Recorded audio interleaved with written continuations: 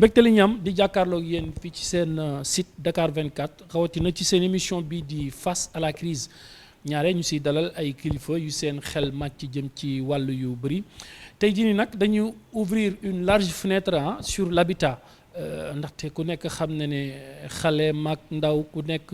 boo jógee commencé test si rek sa xel ci li muy njëkk a jot moom mooy kër bi nga xam ne di nga fa denc say njaboot.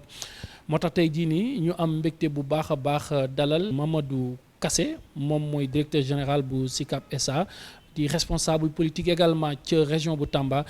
directeur am nañ mbégte bu baax a baax di jàkkaarloo waat ak yow ci yenn ci ay waxtaan yi nga xamante ni day soxal réew mi. Badara ginnaaw bi ñu nuyoo ñi nga xamante ne ñoo ñuy seetaan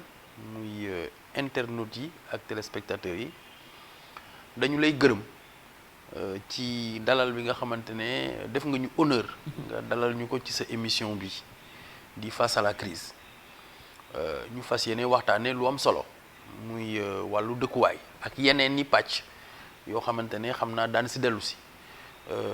vraiment di la féliciter aussi di féliciter seen site bi ci initiative yi nga xamante ne ñu ngi koy doxal.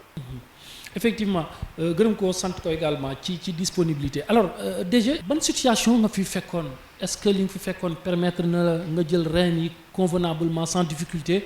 wala fekk nga fi loo xamante ni amoon nga jafe-jafe ngir mën a dérouler li nga xamante ni moom moo di projet yi nga xamante ni fekk nga ko fi. 22 octobre 2019 ci la jël fonction à la SICAP jóge SNHLM ñëw fii yàlla def na aussi xam nga loolu daanaka mën nañ jàpp ne juróom-ñett ba juróom-ñeenti weer la jëm fukk te loolu exercice matagul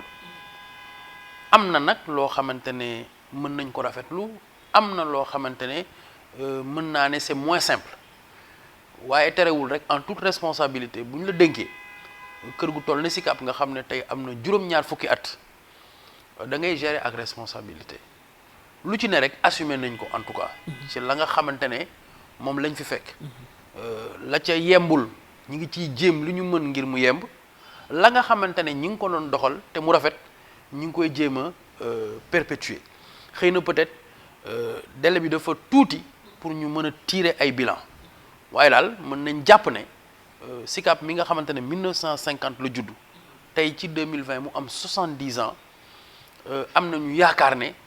danañ ko jéem a jëmale ci yeneen perspective yoo xamante ne ni dana doon loo xamante ne dana satisfaire sénégalais yi ngir dellu si ci mission ya nga xamante ne moo nekkoon ay mission mooy maanaam mission de mixité parce que SICAP dafa nekk ku nga xamante ne day natt tolluwaay ci ñi am bëgg-bëgg ci kër ci pàcc yëpp mooy ña nga xamante ne xëy na peut-être yor nañu lu ñu jënde di wut fu ñu jënde parce que ñooñu tamit yenn clients yi lañ am na ñoo xamante ne foog nga jàppandal leen maanaam nga accompagner leen parce que am nañu mais du ñu mën a génne lépp ci saa si nga war leen accompagner sur une durée ci fukki at juróomi at wala fukki at ak juróom ak ñi nga xamante ne nii ñooñu foog nga dimbali leen da nga leen di dimbali mooy maanaam dans tous les cas fañ toll noonu xëy na peut-être kër ci gént rek lay doon ci ñoom it nga war leen accompagner ba ñoom it seen gént boobu mën a doon loo xamante ne luy réaliser wu la. ci gàttal couche société bi yëpp am nañ place ci li nga xamante ni moom ngeen di dérouler comme ay projet ci SICAP. waaw parce que loolu moo mës a doon en fait politique gu état bi moo mës a doon aussi taxawaayu SICAP damay jël rek exemple ci benn exemple boo xamante ne peut-être ñëpp dinañ ci mën a retrouver wu tey boo jëlee Liberté 5 bokkul ci nekkul premier programme mu SICAP. waaye am na ci kër yu nga xamante ne jamono yooyu mës nañu tëju sax ñaari at te fekk ne ubbeeguñ leen te caabi yi fekk pare woon na boobu xëy na ci tolluwaay bi ci loolu la woon mais boo jëlee axe bi tey nga jël par exemple axe bi nga xamante ne boo jógee terminus Liberté 5 terminus Dakar Dem Dikk bu Liberté 5 mel ne ku jëm IPG. xam nga am na yoon bu gudd waaw ci montagne bi xam nga boo xoolee axe yi standing yu mag moo fa nekk kër yoo xamante ne gën ngaa néew 400 mètres carrés la te yaatu na am na cour am na lépp mais boo wëlbatikoo jaar ci biir frange yi day amaat encore beneen rue secondaire ci biir rue secondaire boobu la jëlloo kër yooyu noonu yooyu standing bu moins élevé la encore après am na yeneen rue yu sew yoo xamante ne boo ci duggee daanaka oto mënu faa dugg yooyu tamit yeneen standing la te dana dem ba nga xamante ne ni chambre ak salon moo fay nekk donc ça veut dire que SICAP aussi couche sociale yëpp la daan touché loolu moo tax société ay quartier am dafay nekk quartier yu viable parce que mixité sociale daf ci am solo mooy maanaam ci dëkkuwaay bi ña seen loxo jot seen ginnaaw ak ña ñu tane ñooy dëkkandoo am même avantage yi moo tax espace public yi ñu daan construire nga xamante ne moom moo daan seen moomeel ñoom ñëpp muy ya ñuy retrouver woo mooy jardin public yi mooy place cultuelle yi mooy maanaam fi nga ay lieu de culte loolu yëpp ñu ko daan def toujours dans la diversité tey boo xoolee jëppal ci concept SICAP boo xoolee 2 voies jëppal yi muy allée Ababacar Sy ci suuf immeuble yi bibliothèque a ngi fa lu am solo la di nga gis ne que boo yeggee ci lieu de culte yi am na ñaari lieu de culte yu janoo mooy martyr de l'Ouganda moo janoog daanaka jumaa ju mag ji ci bu jëppal wala di versant Liberté 3 te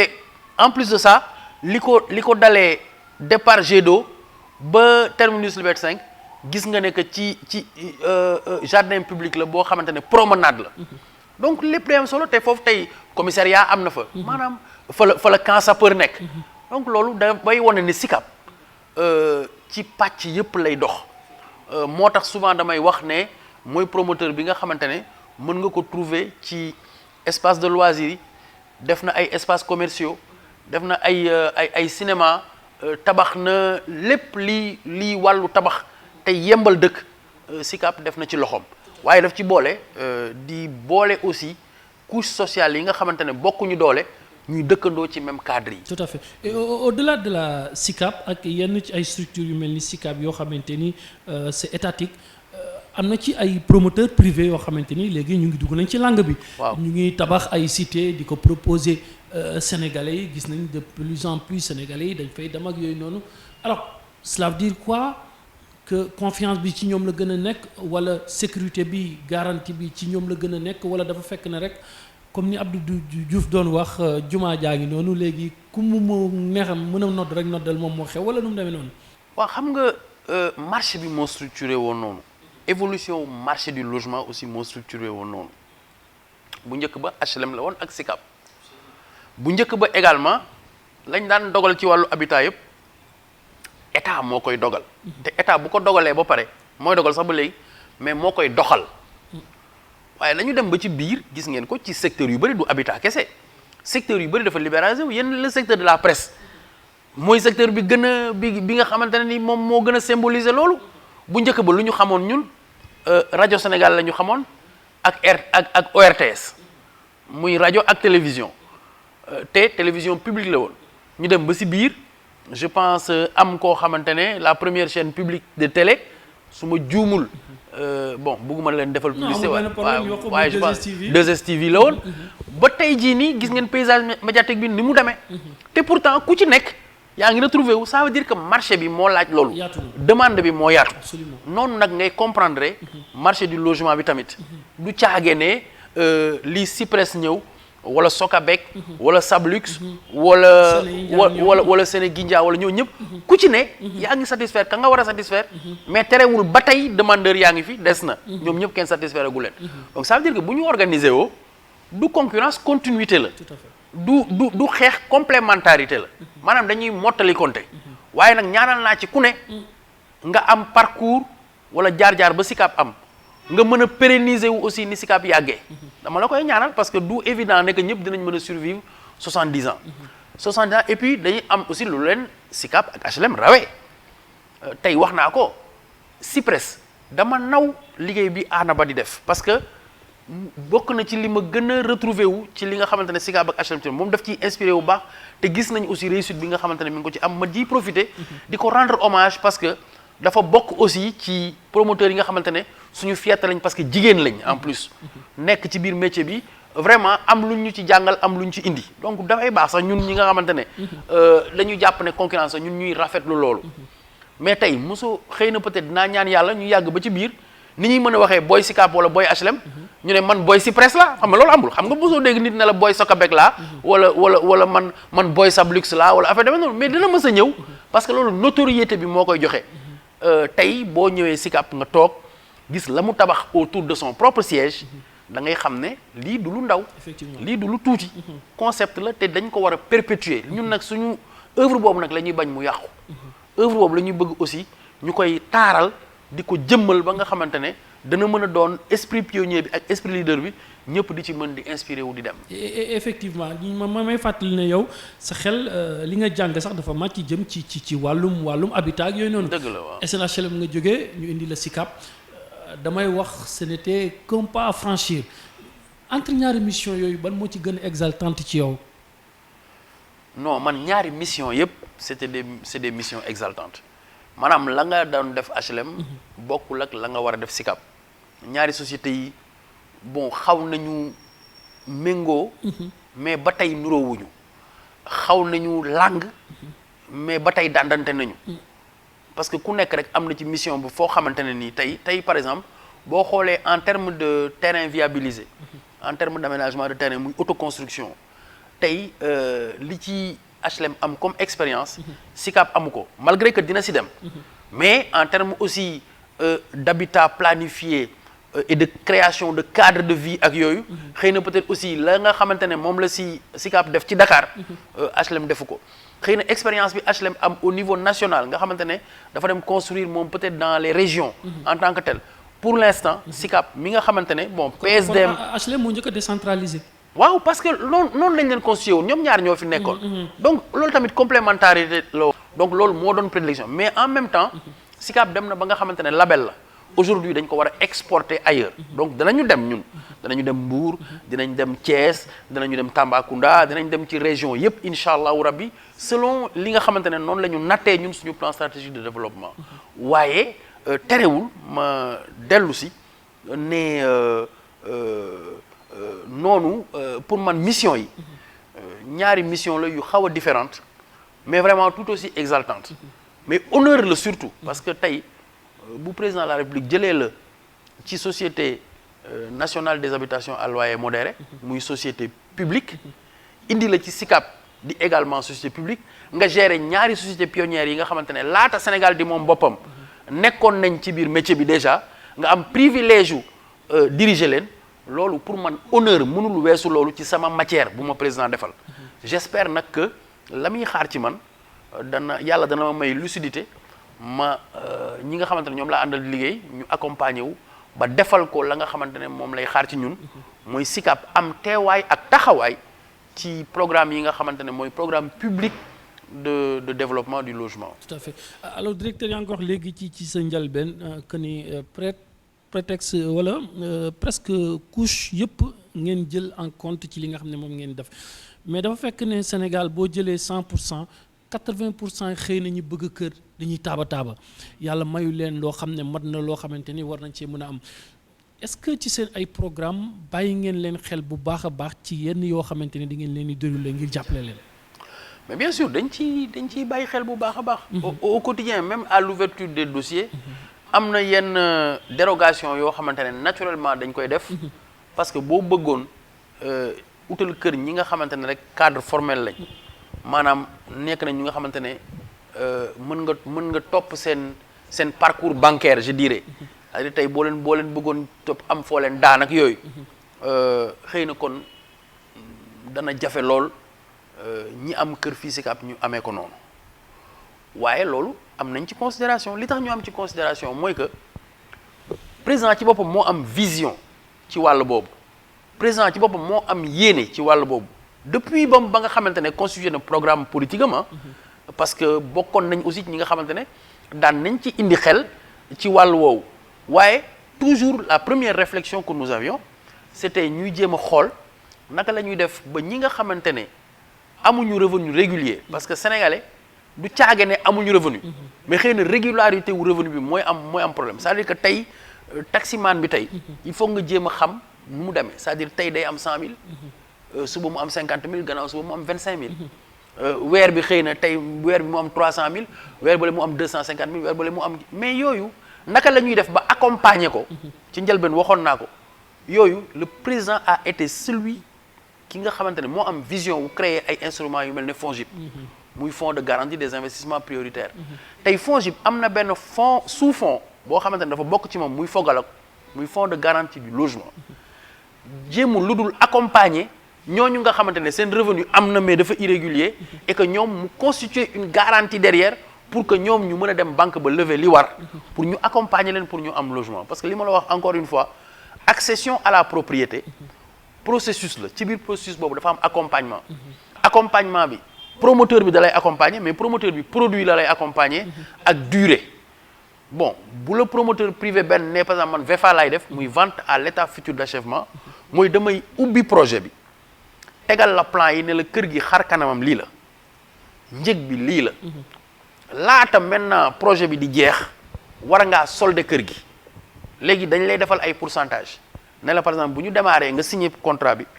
temps ngay joxe mu nekk tant de pourcentage ci prix bi nga xamante ne mooy prix global bi léegi ñu ne la bu ñu yeggee ci pare fondation yi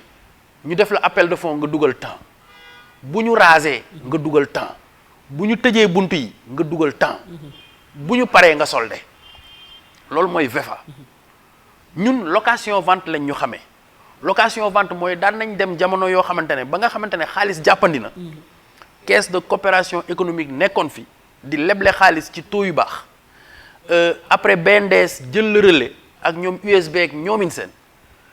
financement bi daan na permettre SICAP lever xaalis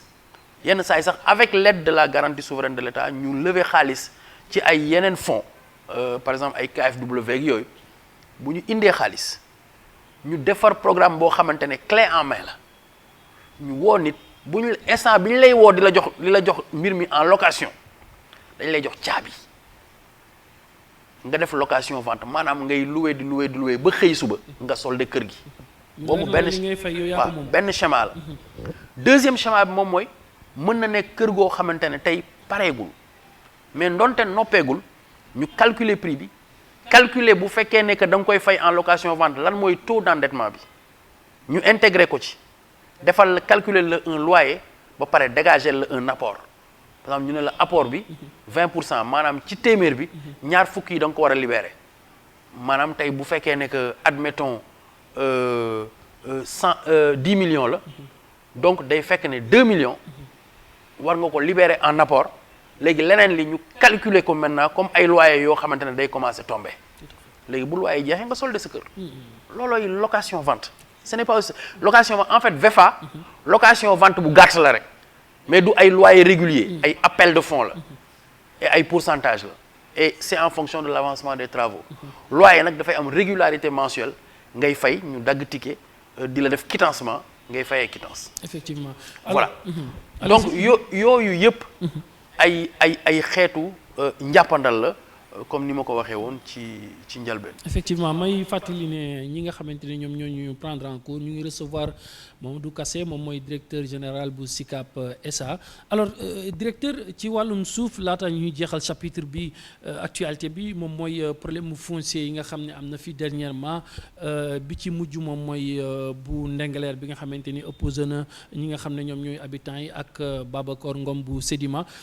Est-ce qu'il ne vous arrive pas souvent ngeen di heurter à ces situations yéen ñi nga xamante ni peut-être da ngeen wër suuf ngir mën a tabax li nga xamante ni moom moo di makkaan dëkkuwaay yi nga xamante ni Sénégalais yi dañuy koy soxla wala situation yi da ngeen di jël préalable yoo xamante ni doo leen ci mës a dal ci li nga xam ne moom mooy seen liggéey. waaw du mën a ñàkk c'est-à-dire que suuf ci boppam moo xaw a compliqué. ci jamono ji ñu toll nii nam yombee woon. ci at yu mujj yi nga xamante ne amuñu woon urbanisation bi ak pression bii nii noonu la jafee instant bi nga xamante ne tey jii nii on vit surtout dans la capitale une pression sociale boo xamante ne nii dafa lié à une urbanisation bu rapide maanaam nit ñi ni ñu peupler dëkk bi moo nekk ci benn vitesse boo xamante ne daanaka ci politique yi passé maîtriser wuñ ko woon ni mu waree. moo tax dañuy rejoindre toujours le président ci dynamique boobu mu am nekk problème yu bëri yi nga xamante ne tey moom la ñu am dafa lié à une urbanisation rapide et mal contrôlée ba tax na nit ñi installé fu ñu warul installé wu nit ñi dëkkee nu ñu warul dëkkee ba pare suuf si poser problème moo tax gis nga boo gisee moom dafay jéem a génne nit ñi dëkk bi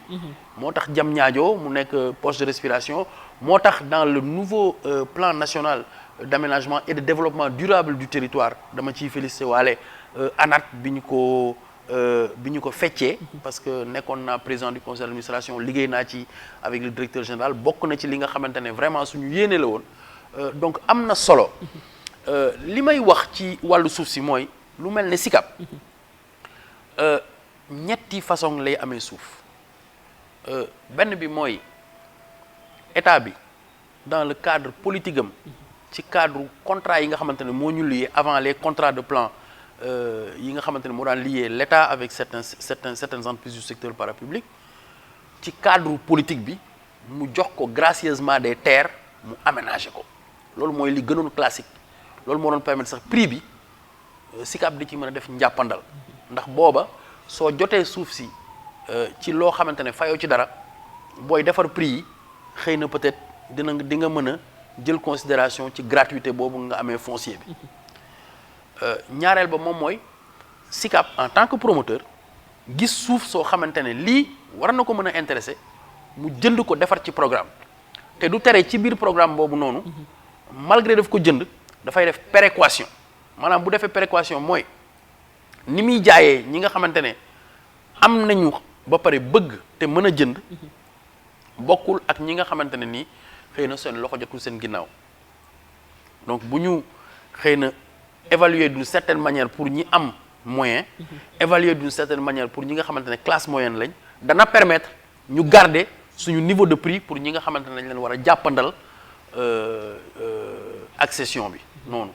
loolu mooy cas bi nga xamante ne SICAP dafay jënd SICAP aussi mën na récupérer moom mooy tey projet de rénovation ou de renouvellement urbain nga xamante ne par exemple moom lañ def ci rue 10 entre rue Ñeent ak rue Benn foofu bande boobu noonu foofu lañ doon wax SICAP célibataire la woon sax parce que c'était les cités collectives wante xam nga réglé nañ ko ama coow moom du mën a ñàkk mais li koy réglé am na solo cité collective la woon du woon ay propriété ay location simple la woon conditions yi nit ñi dëkkee woon tamit c'était pas soutenable donc il fallait que ñu mën leen trouver ay situation pour que ñoom ñu mën a dem feneen bu ñu demee feneen ñu mën fa aussi bâtir un autre programme loolu tamit xeetu accompagnement la woon donc yooyu yëpp bu fekkee ne boole nga ci waxtaan parce que suuf waxtaan moo ko sookee suuf conciliation moo ko sookee avant et après mais gis nañ fii yéen a ngi wax ñoo xamante ne xëy na peut-être ay situation wu titre ak niñ ko amee mais gis nañ fi ay titres yoo xamante ne nit a ko moom jënd ko moom ko ay nit occupé ko ba pare mu mel ne ñoom ñoo ko moom ndax ñoo gën a bëri wax man dama lay jox rek benn exemple bi ma lay jox moom mooy bi nga xamante ne taxaw naa fi njaxiraat dugg nañ ci ay discussion ba tey man dem naa ci rajo ak télévision ba tey 60 hectares yoo xamante ne société ba ma yoroon moo ko moom mais nit ñi occupé ko de manière irrégulière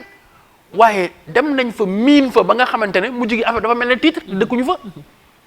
donc bu ñuy wax situation dañu war a wax situation globale en tout cas man jàpp naa ne loolu moom moo motivé woon le fait que le président indi la commission nationale de réforme foncière ñu mën a réfléchir sur ces questions-là pour mën a xam parce que suuf si aussi matière première la. mais ñooñu seen liggéey fu mu toll wala joxe guñ seen rapport. kenn dégg non bon man en tout cas même su fekkee ne gisuñu rapport man danaa wax ne que yéene départ bi. loolu la woon waaye terewul aussi y a des besoins ci suñu économie en termes d'agrobusiness en termes de développement d'industrie en termes d'agriculture en termes d'extension de toutes ces possibilités-là loolu yëpp yor suuf mooy tax nga mën ko mais yenn saa yi yor suuf aussi ak moyen donc maintenant comment concilier tout ça jàpp naa ne bu situation conflictuelle amee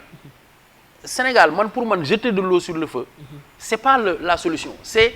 que c'est une expérience nouvelle et que ci biir expérience boobu nañ ci génn te buñ ci génnee nañ ci tirer ay enseignements de telle sorte que mu def jurisprudence c'est-à-dire pour ëllëg ñu mën a tirer ay leçons de tout ça parce que de part et d'autre dafay am ay avantages ay inconvénients mais man pour man waruñu ko politique waruñu ko def politique politicienne dañu war a analyser de manière rationnelle pour xool moo tax dañuy rafetlu par exemple l'engagement du ministre Aly Ngouille Ndiaye ak du ministre Abdou Karim Fofana dans ces médiations-là c'est important. Absolument. c'est man dama koy fàttaliku Aly Ngouille vraiment dama koy féliciter ci côté boobu parce que man je me rappelle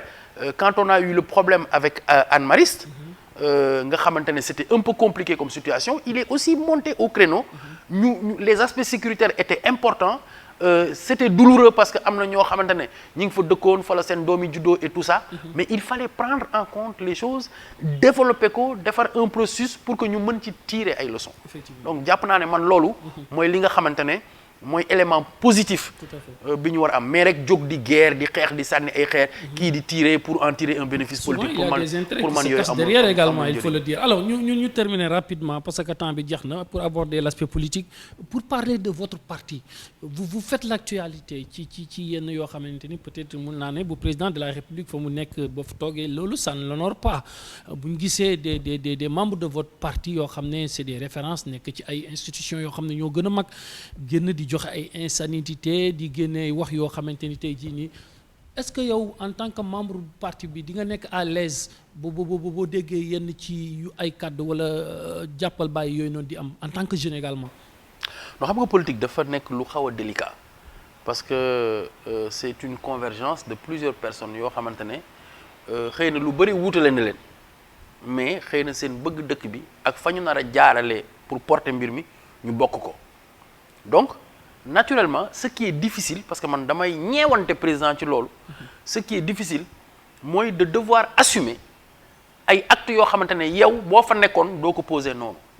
te nag man li may saluer dans ce genre de cas-là mooy la fermeté de nos instances par rapport à des choses yoo xamante ne kenn mënu ko accepter te tey jii nii li ma mën a jàpp man mooy bu fekkee ne jàpp nañu ne que dérapage am na à un certain niveau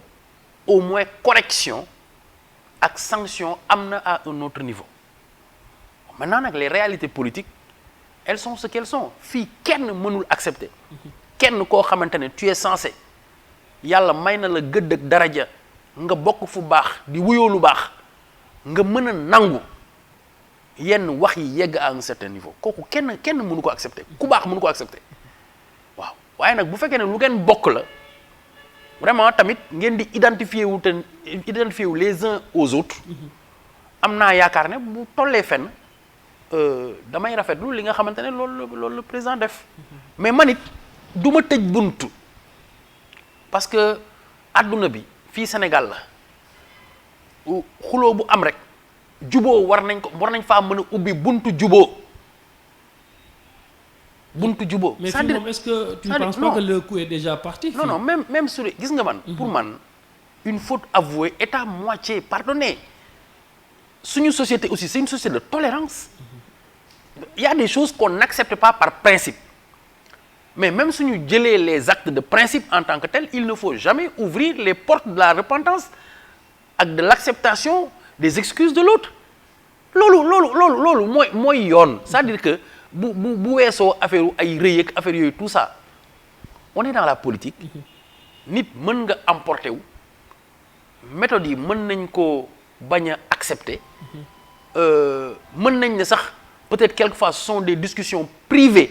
qui se sont invitées dans l'espace public loolu yëpp waxin la façon la analyse la ku nekk tu l'as analysé de ta manière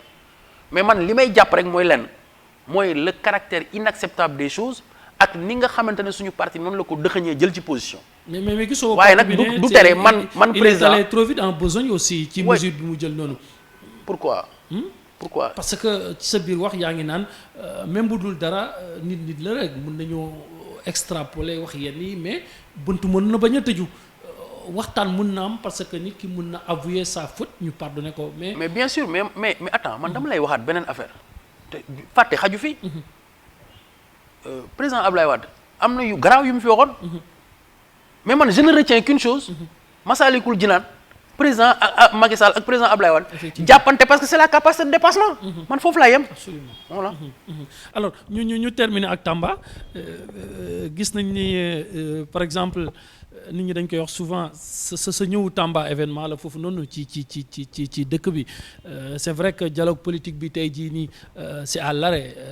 arrêté nañ ko parce que tamit pandémie bi am nit ñëpp dañoo waroon a boole autour du président de la République pour xam nga combattre li nga xamante ni moom mooy l'ennemi commun à tout le monde sax laa lay wax nii tey jii nii parce que waxatuñ li nga xam ne mooy élection locale yeeg yooyu noonu activités yi ngay def Tamba ak mobilisation bi ngay def yooyu noonu yëpp ñenn ñi gis nañ ne peut-être que c'est à l'encontre des intérêts de l'actuel maire parce que vous lorgnez le fauteuil ak yooyu noonu est-ce que tey jii nii c'est naturel parce que vous êtes responsable au niveau de Tamba wala da nga gis ne tey jii nii war nga mën a briguer li nga xamante ni mooy mandat au niveau de la municipalité ban la si exactement. non damay commencer d'abord par notre maire. Mambala waaw Mambala moom falu boppam ñun ñoo ko fal. mais c'est naturel yéen a bokk parti. mais d'accord mais donc aussi ni ñu ko falee noonu la ñu mën falee keneen c'est ça c'est pas y a rien de méchant c'était à l'encontre d'autres personnes qu'on l'a élu. loolu donc man gisuma lan laa war a mën a def loo xamante ne c'est à l'encontre du maire. au contraire sax li may def c'est complémentaire aux actions de la commune man su ma toogee président ñëw muy suñu parti. ñu génne Tamba yëpp teg ko ci biti. mu leer ñu ne que am na luñ ko tegal. loolu cëram la parce que mooy suñu kilifa ci biir parti bi bu fekkee ne gis nañu action boo xamante ne action sociale la suñu biir koñ comme la réhabilitation qu'on est en train de faire de notre propre poste de santé dans notre quartier mais loolu dañuy jàpp ne complémentarité la parce que xëy na budget bi permettrul mairie bi def lépp waaye ñun bu dee yàlla may nañu tuuti loo xamante ne am nañ ko wala jëggaani nañ ko mais war nañ leen mën a jàppale ci population yi foofu seen bilan personnel donc, également waaw mais loolu dafay rafet donc jàpp ñu ne que lu bees la ña ngi koy def booba fekk dugguñu woon ci politique